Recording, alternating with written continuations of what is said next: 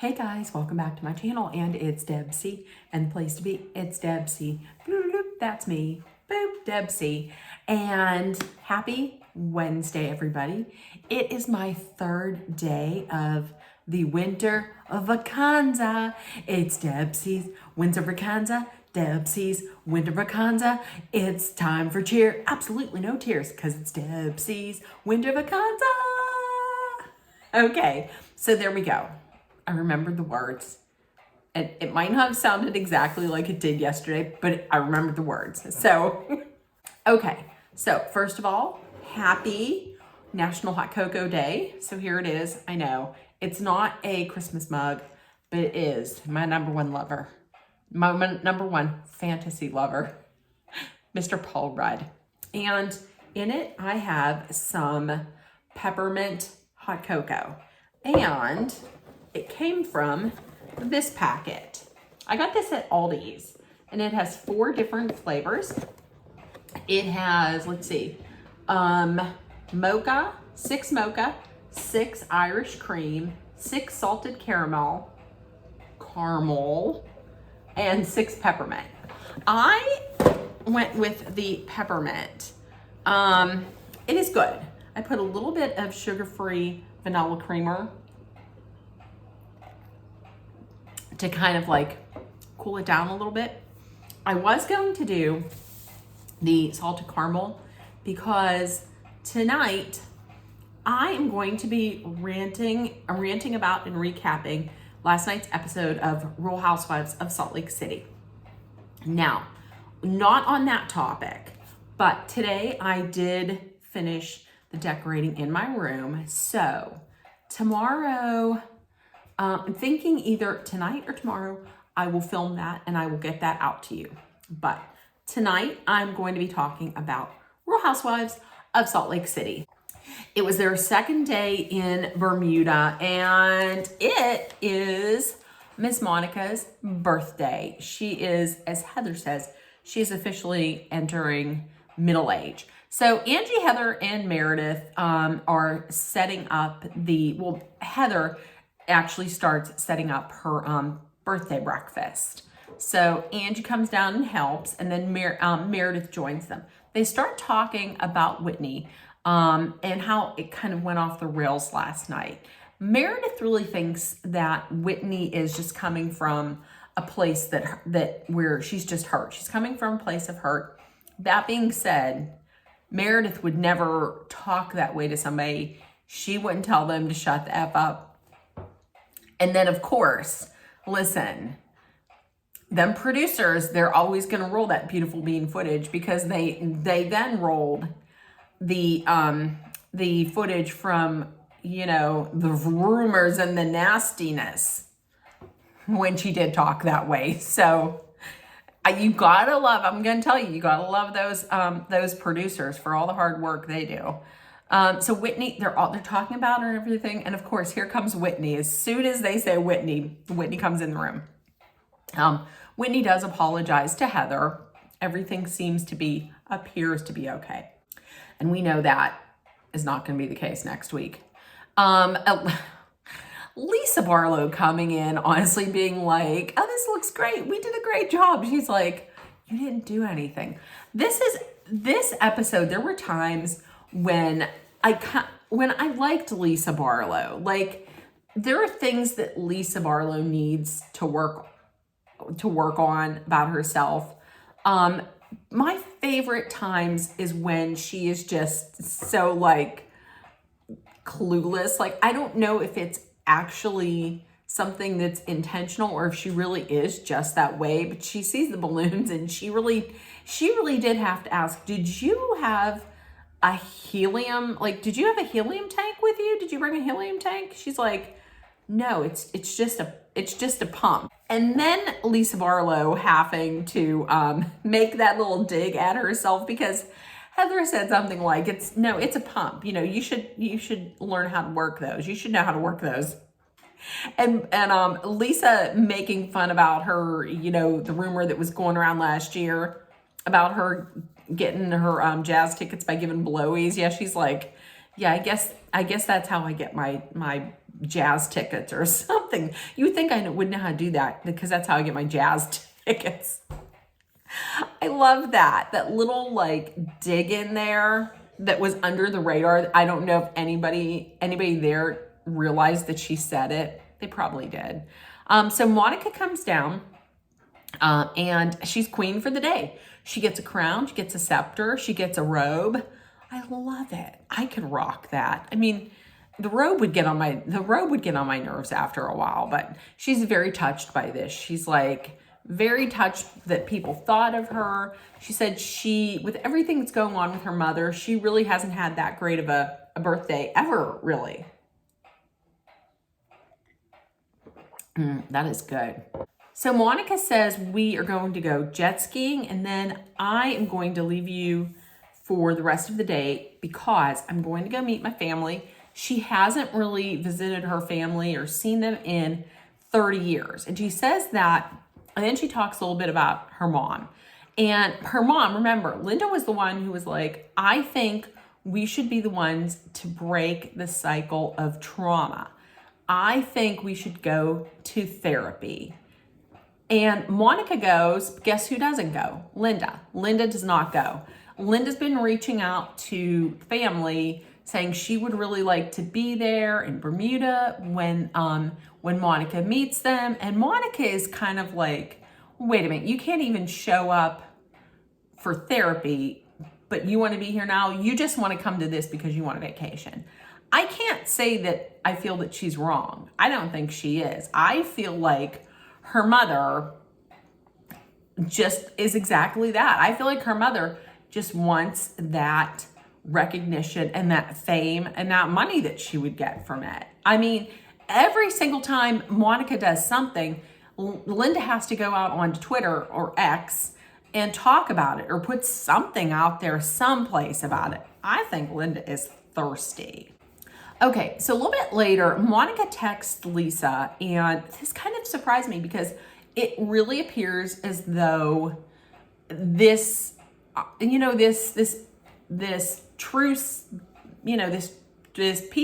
this peaceful, this truce between them is really is really like strong. So they're talking, and Monica asks Lisa if she would go with her to meet her family. She doesn't want to go by herself, and she feels like, hey, listen, we're in a place where we're working on a friendship, and I would really like for you to see where I come from so you can better like understand me.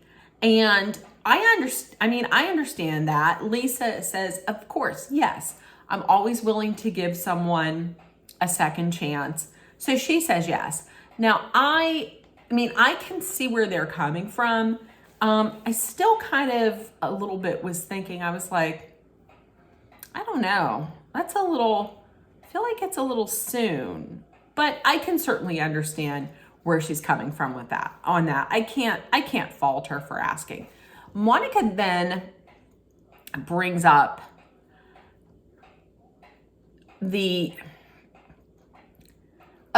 so then after that, Monica brings up the fact that Meredith had told her that there's information out there that makes her believe that, who am I thinking? That Angie, the wheels are turning, that Angie and Sean are in the Greek mafia. Monica has taken the bait again. So she tells her, hey, Meredith believes that Angie's in the Greek mafia. And then she tells her about how she has gotten these DMs from an Instagram account. In Lisa's confessional, she says, this is unfounded. This is lies. This is bullshit. And she's just basically trying to ruin her family, her business, her reputation, her friendships. And she did the same thing with me last year in regards to my SEC filing. And then listen, there's not a ton of things that I agree with Lisa Barlow on, but this is for certain. She then said, Meredith's just setting you up as a pawn so that her hands stay clean. And you're not wrong. I don't feel like you're lying, Lisa. I mean, she did this last year with another person, and she's doing it this year with Monica. And I mean, maybe she thinks, hey, listen, Monica's new. She really wants to make sure that she gets her snowflake next year. She'll be the one. She'll take the bait. I really think that. And there are times when I do like Meredith, but she's not wrong. I feel like she is using her as the pawn. This is the second time somebody this season has done that to Monica. And this is the second time Monica has taken the bait and ran with it. So the ladies get in the Sprinter van and they're on their way to jet skiing. And I cannot remember how it's brought up. The subject of sex is brought up. But they're talking about it. And then, no, it wasn't sex. I cannot remember. Something about colors. And then Heather had started talking about her daughter, Ashley. And I don't know why Monica would say this, but Monica asks, is she having sex? Heather's like, I'm not going to talk about that at all. I'm just not going to talk about that aspect of my daughter's life. And that wasn't Monica confused. What mother wants to do that? That ain't nobody's business. No, I thought that was odd. I thought that was really odd. It's just nobody's business. It's not her business. It's not her mother's business. It's not Monica's business. It's nobody's business, especially not on national TV. No, I thought that was very odd. And then Monica getting upset that she wouldn't answer, calling her a prude. That is nobody's business except Ashley. Okay, next they went jet skiing. So they went jet skiing. It was nice. It looked like everybody had a great time, a lot of fun. And then they got in the van. So they're in the van. Everybody's talking. Monica's looking down at her phone and immediately gets real upset, starts crying, and leaves the van, goes into the restroom. Lisa follows her. She's crying, she's bawling, she's real upset. And apparently what had happened was Monica, Linda's mom, had gotten contact with her family in Bermuda, was talking to them, and allegedly was telling them not to meet with Monica. So the family in Bermuda had canceled out. So all this work that she had done to set up a meeting with her family that she hadn't seen in 30 years is out the window. She's not going to be able to meet them. Monica is absolutely devastated. I can completely understand that. And she's talking about how she feels like she has no family, and she's just heartbroken. And I think it was Angie who was like, you do have family, you have those 4 lovely girls of yours, and we're here for you. Listen, they rallied around her, and it was really nice. Fast forward to now, when, from what I understand, nobody is talking to Monica. Like, the only person that's talking to Monica is Mary. That's it. So it was real nice to see that, but that has changed. Also, I just said Mary, and people might be thinking, hey, why wasn't Mary on this trip? From what I understand, I had heard in the press that Mary had said that she was not invited to these trips by producers. Producers did not invite her on the trips. So, I don't know. That's straight from Mary. That's what she said on a red carpet interview. They then ended up going to beach and having fish sandwiches on the beach. They were playing Marry, Shag, or Kill. We found out from that Lisa Barlow has some good taste, because if John was gone, if John Barlow had passed, Her next up, her hall pass, her next up would be Idris Elba. She has good taste. I can say that. She has good taste in Diet Coke, and she has good taste in Idris Elba. So first of all, listen, a couple things fashion-wise. Did anybody notice that, like, Lisa Barlow's getup, which was, I loved, and Angie's bikini top were matching, like matching Versace, like down to the same color and everything. I mean, I thought Lisa looked great. And what the fuck where is Angie getting these sunglasses? Because these sunglasses get larger every single time. Like, look, I'm gonna flip you around. Do you see that? That is our refrigerator. That, her glasses are gonna be the size of that refrigerator pretty soon. I don't understand where she gets these things, how she can wear these. So Lisa and Angie take a walk, and just by themselves, Lisa tells her, you know, what Monica told her. She said, hey, listen, Monica told me she talked to Meredith, and Meredith is saying you and Sean are in the Greek mafia, and that Monica gets these DMs about bankruptcy and tax liens and how much money you owe. And Angie's pissed, which I don't blame her. I mean, that's slander. If somebody is saying this about me, I'd be pissed too. I would be pissed. And so Angie calls. Angie's like, Meredith is a phony. She's a fraud. And if she wants gangster, then she'll get a gangster. Okay, this is gonna be interesting. And also Whitney has started reading Bad Mormon. The only reason why I'm putting this in here is because it looks like next week she brings up something that's written in the book about herself. And that has to do with her sex life, I think. Which I'm gonna get to that later. Angie and Monica, they get back to the house. Angie and Monica are hanging out in Monica's room. And Monica then brings up the fact that Lisa told her about what Meredith said, about what Monica told Lisa that Meredith had said. You know, she said, hey, Lisa told me about the Greek mafia rumors. And Angie said, Monica was like, are you upset that I said something to Lisa about? She's like, no, I'm not upset that you told Lisa. But then Monica had said one more piece of information that she said she did not tell Lisa. Monica said that after she talked to Lisa Barlow, that her wheels started turning a little bit.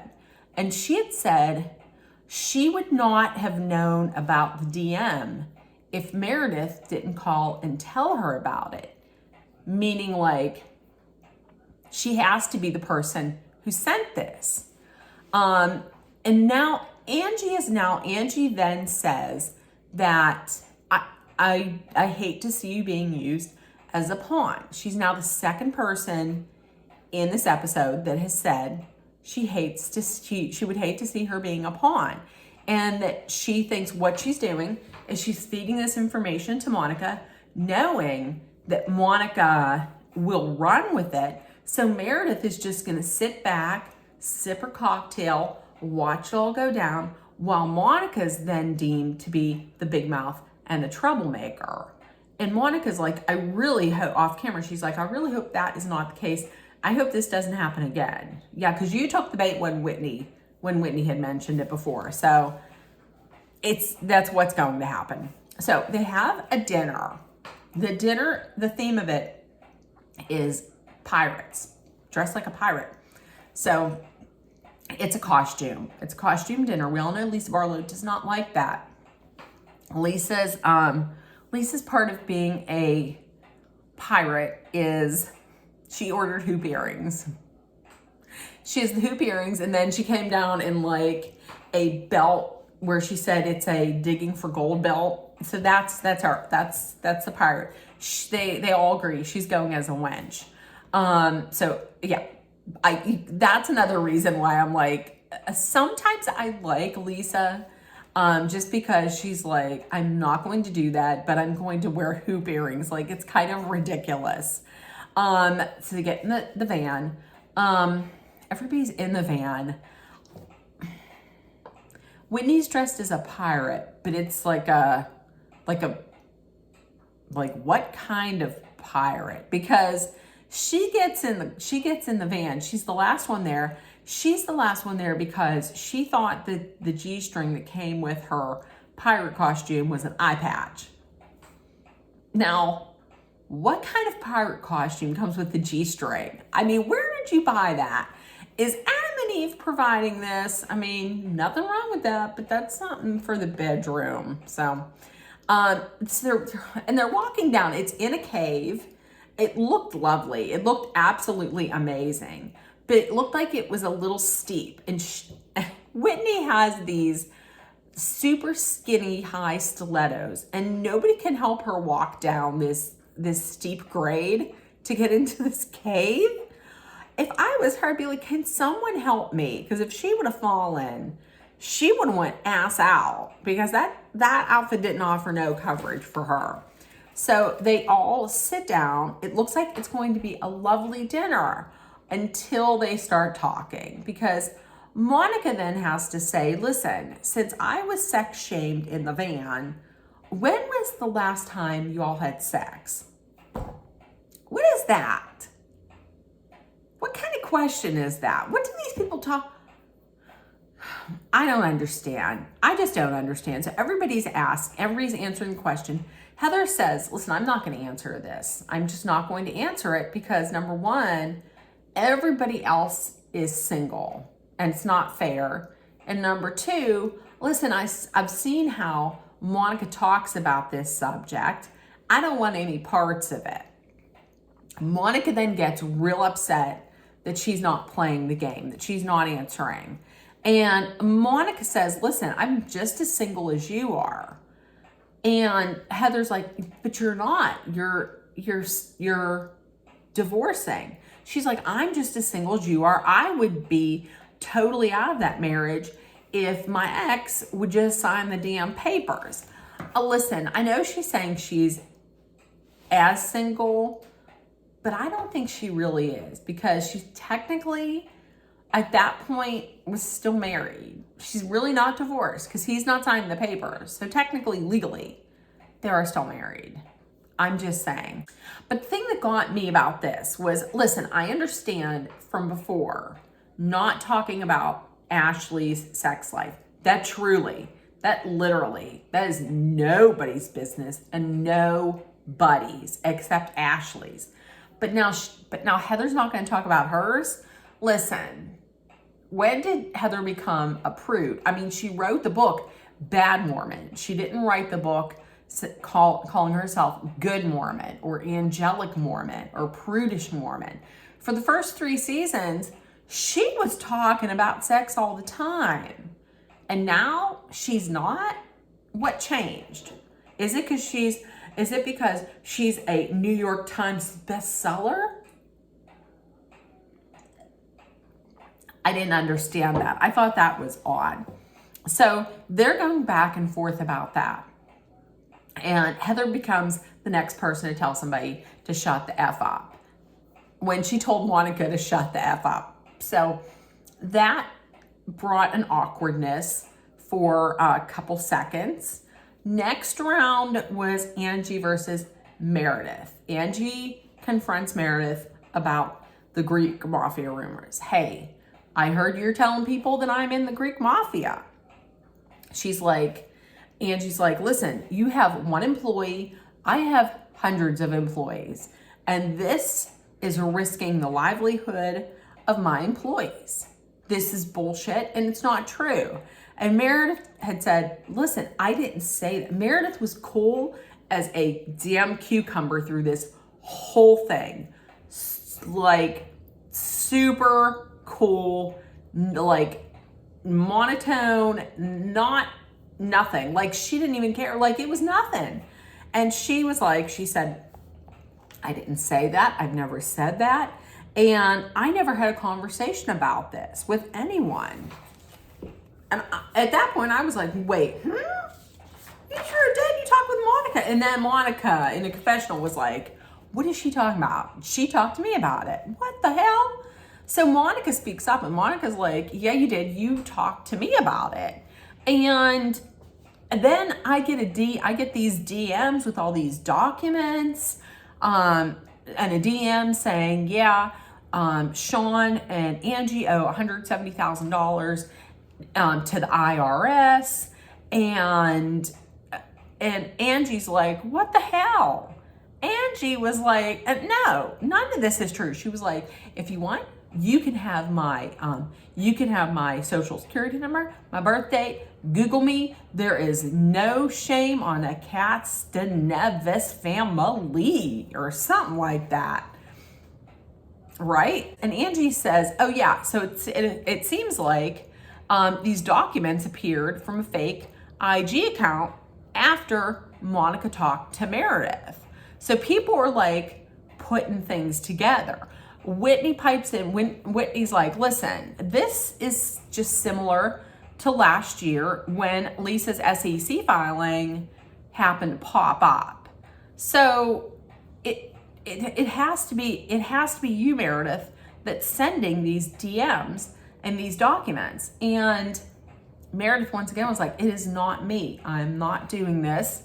Lisa then flips out. Lisa's like flipping out and is agreeing that it's Meredith that's sending it. And you guys stop this, and this is bullshit, and we know what you're doing, and we're over it, and you're done. We're done. This is done. So I guess so much for that renewed friendship between Lisa and Meredith. That's gone into the dumpster fire from hell. Elisa says then that, hey, this year, Monica is the new Whitney. She's the new vehicle for Meredith to get her dirt out, for you to get your dirt out and to keep your hands clean. Listen, she's not lying. I don't think she's lying at all. In the middle of this whole thing, Lisa Barlow is screaming and yelling and so passionate and animated about all of this. In the middle of it, she gets a hankering for some bread. She calls the waiter by the wrong name. She called him Crossman. It wasn't Crossman. I don't know what it was. It wasn't Crossman. Calls him the wrong name and then asks for bread. Then Lisa drops the bomb that, listen, if any more DMs come out, I'm gonna have to get our cybersecurity team to go the distance on this one. And everybody's like, the hell? She has a cybersecurity team? What the hell? It's smart. Listen, that's how you run a business. That's how you have to run a business in this day and age. That's just it. So that was the end. Tell me in the comments what you thought. I think we have 2 more episodes. We have 2 more episodes in Bermuda. It does not look like the next episode is going to involve the call that Heather gets. And from what I understand, I saw some interview with Heather where they asked, is this call about Monica? And she says it is not. But I guess it kind of maybe feeds into it a little bit, but the call is not directly about Monica. So I don't know. Please let me know in the comments who you think is sending these DMs.